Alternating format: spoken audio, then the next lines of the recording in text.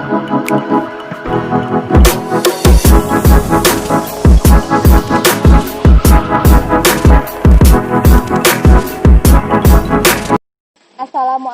warahmatullahi wabarakatuh. Waalaikumsalam warahmatullahi wabarakatuh. Perkenalkan, nama saya Dianisa Arjida, saya dari kelas 10 MIPA 2. Kembali lagi di podcast Jurnal Laska. Kali ini kita kedatangan bintang tamu dari Duta Wisata. Sebelumnya bisa perkenalkan dulu, Kak. Assalamualaikum warahmatullahi wabarakatuh. Perkenalkan, nama saya Muhammad Ferdiansah. Saya dari Wirosari 2 Sambung Batang. Ya, Assalamualaikum warahmatullahi wabarakatuh. Perkenalkan, saya Aditya Rizky, sering dipanggil Adit. Saya dari Kalisala. Gimana nih, Kak, kabarnya? Alhamdulillah baik. Lanjut di mana? Kalau saya sendiri di Universitas Negeri Semarang. Saya ambil jurusan sendera tasik, prodinya seni tari. Kalau Kak Fethi? Kalau saya dari IAIN Pekalongan, ambil prodi Pendidikan Agama Islam. Hebat nih, guys. Bisa kalian contoh. Mas Adi dan Mas Ferdi ini Duta Wisata tahun berapa sih? Kita tahun 2019 ya, sama 2020 ini karena masih ada corona ya. Harusnya tahun ini kita lagi. ada pemilihan lagi ya? Iya. Jadi kalian itu menjabat 2 kali? 2 tahun. 2 tahun. Oh, iya. Kok bisa sih jadi Duta Wisata? Kalau Dulu kita sebenarnya belum berpikiran untuk masuk ke Duta Wisata Kabupaten Batang. Tadinya kita masuk ke itu Mas Mbak SMA 2 dulu. Nah, setelah kita masuk SMA 2, guru kita, pembimbing kita punya sedikit melihat kita punya potensi untuk masuk Duta Wisata Kabupaten Batang, atau kita diarahkan untuk masuk situ. jadi gini, dulu itu pertama kali kita ikut Mas Mbak Semanda ya, gitu. Iya, sama 2. Kalau saya itu dari kelas 10 pernah, tapi kelas 10 masih sampai grand final. Jadi belum dapat juara, dan alhamdulillah tahun kemarinnya itu saat kelas 11 ikut lagi, dan alhamdulillah dapat juara 2 untuk Mas Mbak Semanda. Terus habis itu dikabarin ada info untuk pendaftaran Duta Wisata Batang.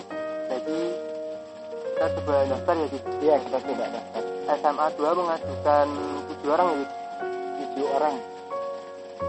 Berarti Aku Adit, 4 cowok, 4 3 cewek. 3 cewek.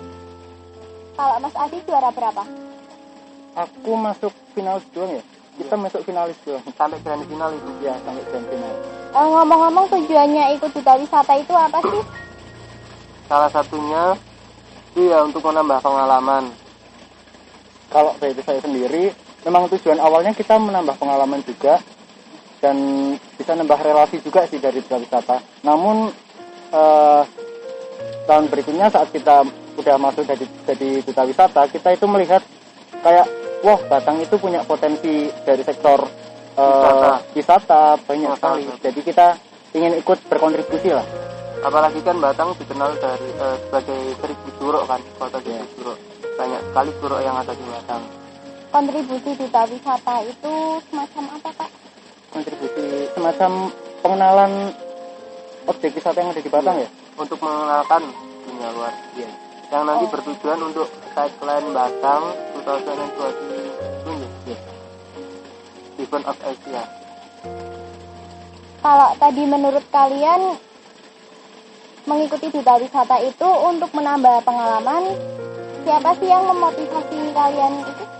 Yang pertama, kalau dari kelas 10 memang sebenarnya belum tertuju kepada Duta Wisata Batang. Karena yang pertama faktornya kan umur. Yang kedua, mulai ada termotivasi untuk ikut Duta Wisata Batang itu dari guru-guru kami yang dulu mendidik kami, seperti Bu Ari, Pak Ayim, pastinya ya juga orang tua sih. Ceritain dong, Kak, saat karantina pas itu Duta Wisata. Saat karantina Duta Wisata Batang tahun 2019 itu menyenangkan sih. Banyak pengalaman juga. Dari pertama itu ada sesi wawancaranya juga di sana. Terus kita diajak ke tur wisata ya, Dit? Ya, tur wisata. Jadi kalau dari karantina tahun kemarin itu lebih menekankan pada mental ya? Iya. Mental. Jadi kita ditekan, bener-bener ditekan kalau jam sini ada acara ini, terus kita lanjut lagi. Jadi kita kayak disiplin waktu. Kalau di duta wisata itu kan ada tampilannya. Bakat apa sih yang kakak miliki itu? Kalau dari saya sendiri, saya di bidang seni. Untuk Kak Ferdi?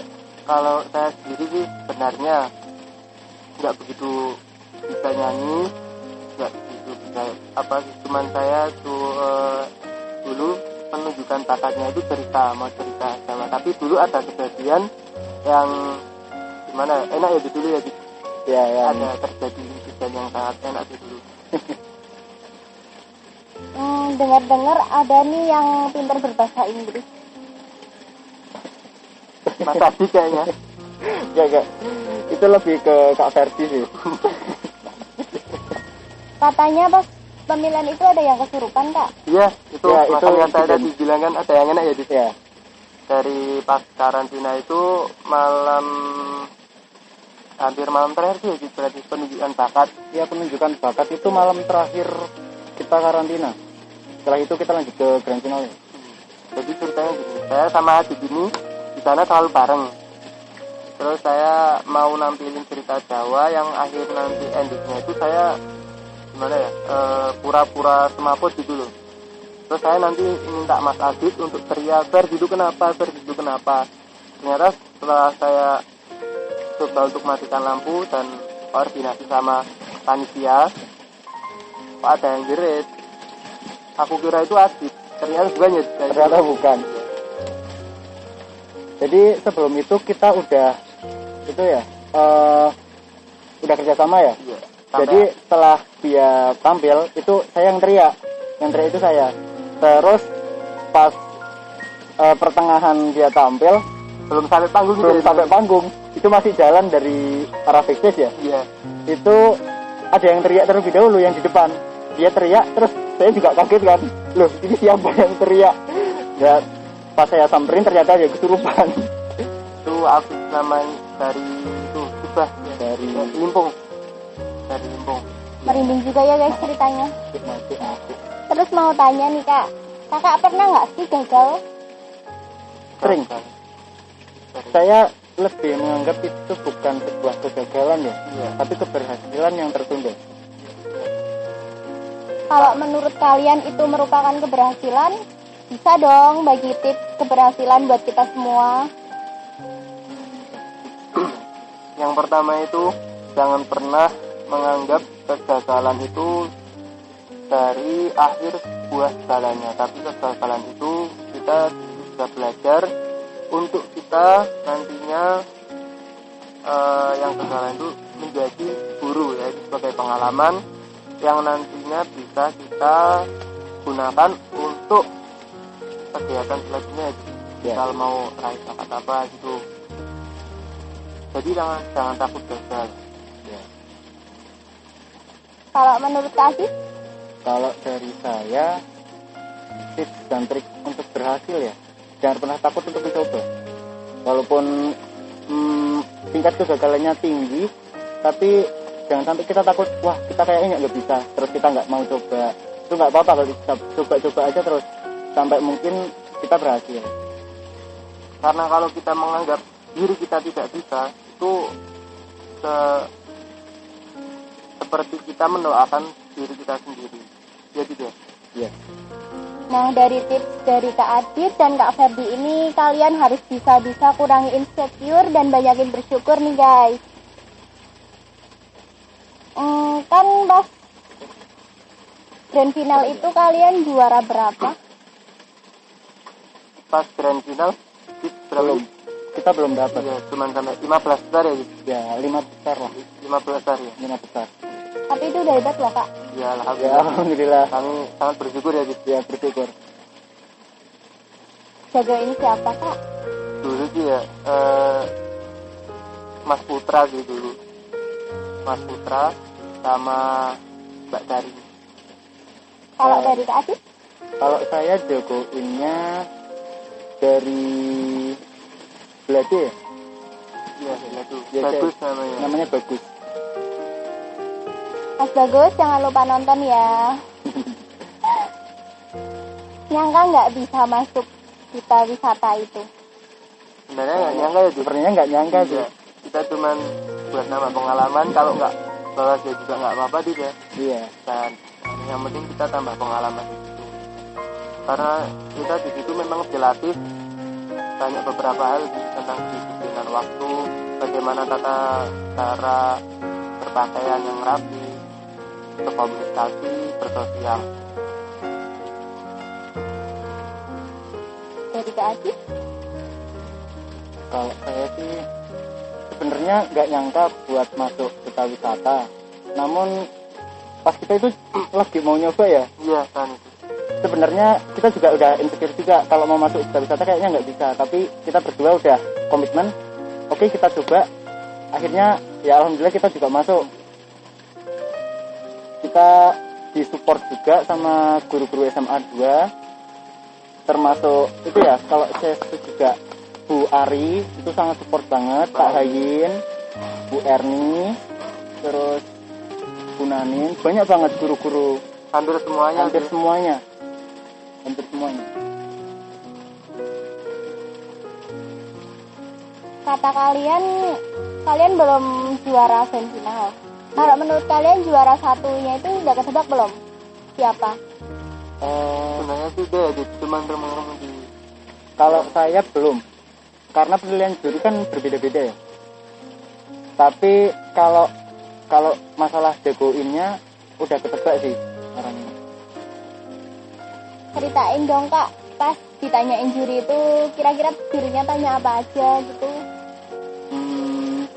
Kalau pas sesi wawancara itu ada beberapa pos ya, Iya, ada 5 sih dia. ada 5. Ada 5. Yang pertama bahasa Inggris, kedua kepribadian, yang ketiga pengetahuan, bahasa Jawa juga ya. Sih. Bahasa Jawa.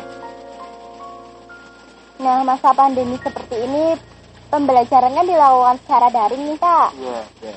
Kayak saya ini nih, kelas 10 belum kenal sama teman-teman, rindu sekolah, belum tahu lingkungan sekolah juga. Kalau saya sendiri kan rindu sekolah, kalau kakak-kakak bagaimana? Pastinya rindu sih. Sekolah tidak? Apalagi kan kita ini baru masuk kuliah juga ya, di semester 1 awal, ingin merasakan bagaimana dunia kampus, perkuliahan itu bagaimana secara langsung. Tapi ya gimana lagi, karena ada ujian, ada musibah yang menimpa kita wajib bersyukur saja. Ya. Dan kita belajar dari pandemi ini. Oke, kembali lagi ke pertanyaan Duta Wisata. Di dunia ini kan pasti banyak yang membenci kan Kak. Kita sendiri juga pastinya banyak kan yang benci. Kalau menurut kakak menanggapi haters atau orang yang membenci kakak ini bagaimana? Menurut saya sih ya, gimana ya, tidak usah kita tanggapi, anggap saja itu sebagai angin yang berlalu. Kalau dari saya sendiri, kalau ada haters itu nggak perlu ditanggapi sih. Jadikan itu sebagai motivasi dan mungkin sebagai jalur kita untuk menjadi Lebih baik, sukses, lebih baik. Baiklah. Kak, kalau bisa bahasa Inggris itu menjamin kelulusan Duta Wisata? Enggak. Jadi kriteria masuk Duta Wisata itu bukan cuma bisa bahasa Inggris atau apa-apa, tapi kita juga melihat dari attitude juga ya. Iya, Dari attitude, pengetahuan dasar dari sekitar Batang juga, termasuk untuk disiplin waktunya ya juga. termasuk disiplin waktu. Terus bahasa Inggris itu sebagai bonus saja sih. Ntar juga kalau udah masuk Duta Wisata itu juga kita dikasih pelajaran ya, ada kelasnya. Jadi pengen masuk Duta Wisata. Tips dong Kak, biar masuk Duta Wisata. tipsnya masuk duta wisata itu yang penting itu ya, jangan lupa berdoa,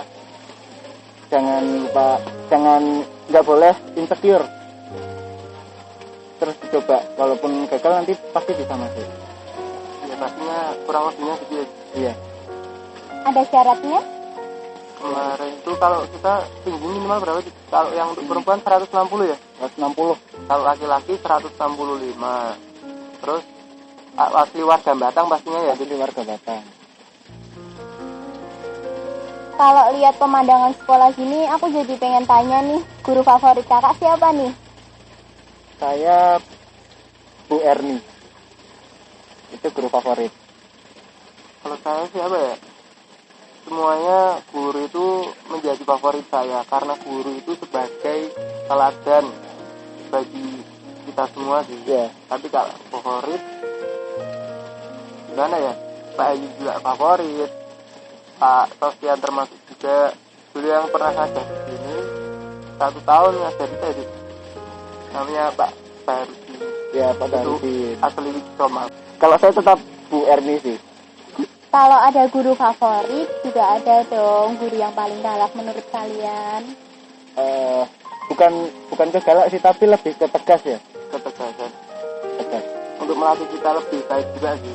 Ya. Kalau dulu di saya di IPS siapa itu? Kalau di IPS Bu itu sih Bu Mariati. Tapi nggak ke galak sih, tapi dia tegas. Tegasnya kita ngajarin disiplin. Karena dulu saya juga sering itu nggak buat tugas, tapi setelah saya diberi pengarahan sama Bu Mariati, saya jadi sering buat tugas. Wali kelas saya juga itu Bu Mariati. Jadi selama saya diajar dan dibimbing oleh Bu Mariati, saya merasa jadi lebih baik, jadi manusia yang lebih baik. Kalau dari dulu kelas saya MIPA sih dia ini itu memang rumahnya itu Pekalongan. Beliau guru kita, mengajar saya itu kelas 10 dan kelas 12. Dia menurut saya orangnya gimana ya, baik juga sih. Mungkin hanya tegas untuk melatih kita agar menjadi lebih baik. Jadi guru yang galak itu tidak ada ya guys. Kalau kalian nyebut ada guru yang galak itu berarti salah. Mereka itu menegaskan kita supaya kita itu lebih disiplin. Kak, ceritain dong pengalaman yang paling berkesan di Semanda. Yang paling berkesan di Semanda. Sebenarnya banyak ya, Banyak banget. Jadi pas kita ikut Mbak Semanda juga berkesan termasuknya ya gitu. Apalagi acara-acara yang ada di sana ya gitu. iya, apalagi kalau ikut organisasi seperti OSIS, terus pramuka juga. Hanya kalau ikut organisasi sih biasanya dapat pengalaman yang lebih ya. Kalau dulu Mas Adit OSIS jadi. Iya. Kalau saya pramuka. Aku kan kelas 10 nih kak, kan belum tahu nih ngerasain sekolah di sini. Secara luring itu gimana? Kak, ceritain dong acara-acara apa aja yang ada di Semanda itu. Banyak sih ya. Banyak Kalau banget. dari kelas rutinnya juga. Terus ada khusus untuk futsal. Namanya Sumpah Pemuda Cup ya gitu. Ya, Sumpah Pemuda Cup itu paling ditunggu-tunggu siswa-siswi SMA 2. Jadi itu udah kayak mendarah daging ya, dari dulu sampai sekarang. Itu Sumpah Pemuda biasanya diadakin buat futsal ya. Iya. Futsal. Jadi per kelas itu ngirim satu tim Satu tim. untuk maju buat jadi perwakilan tim futsalnya.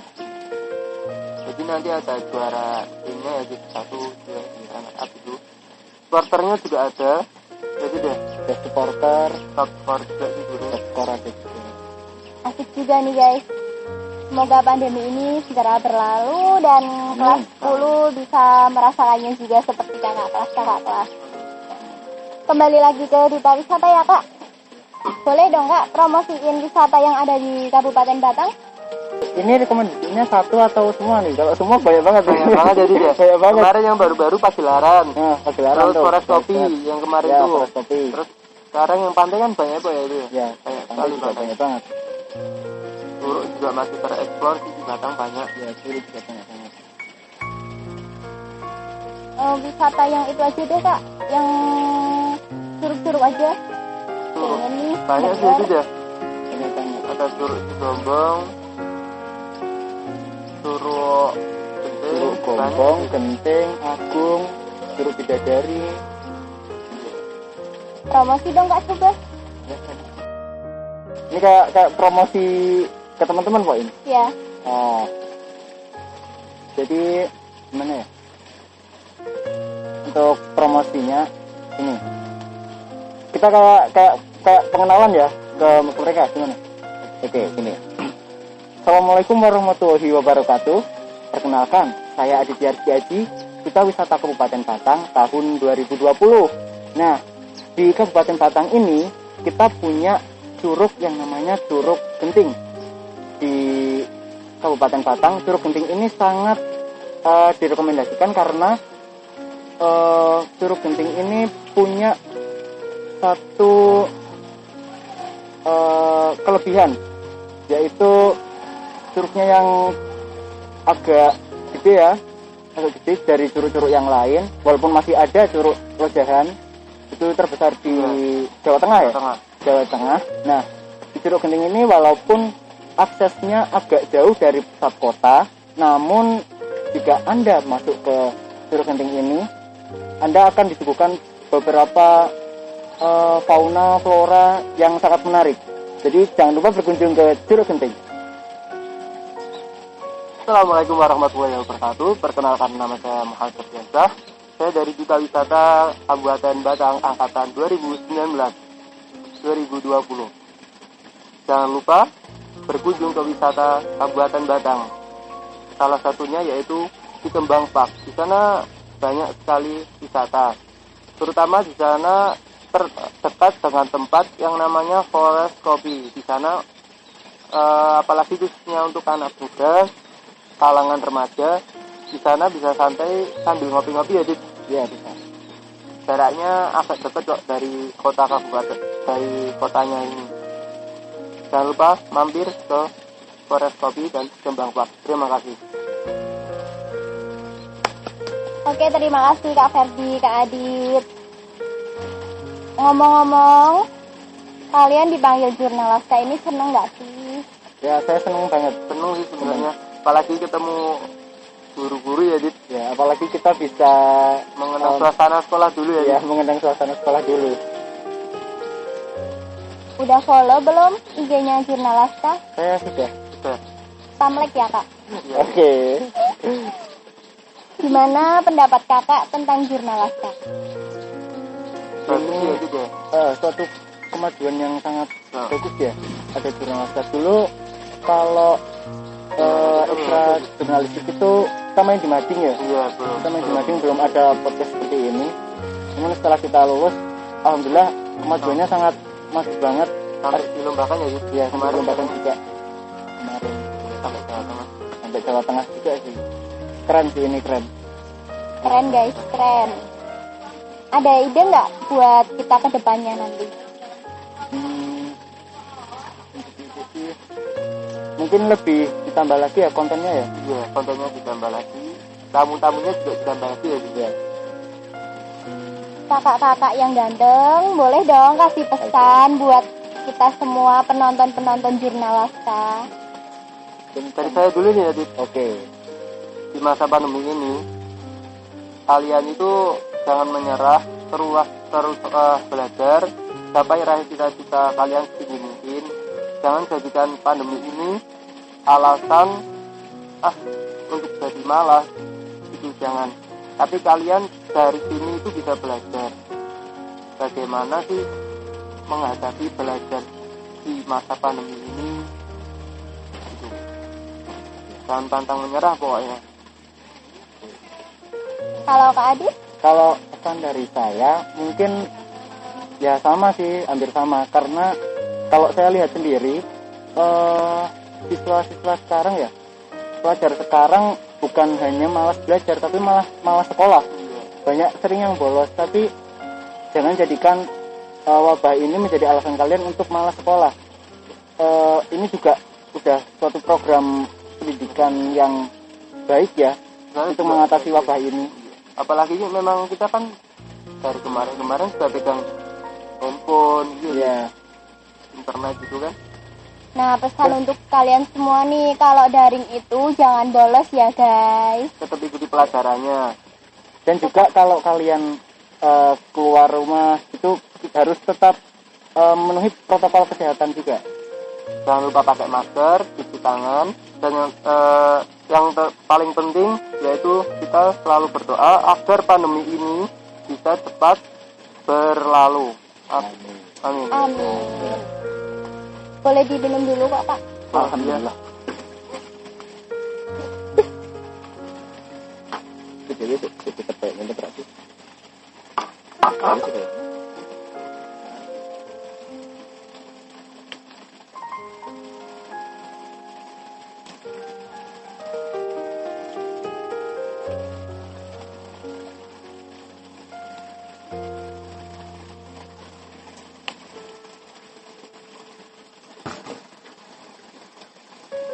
Terima kasih buat kesempatannya udah datang di Jurnal Laska ya Kak. Iya, sama-sama.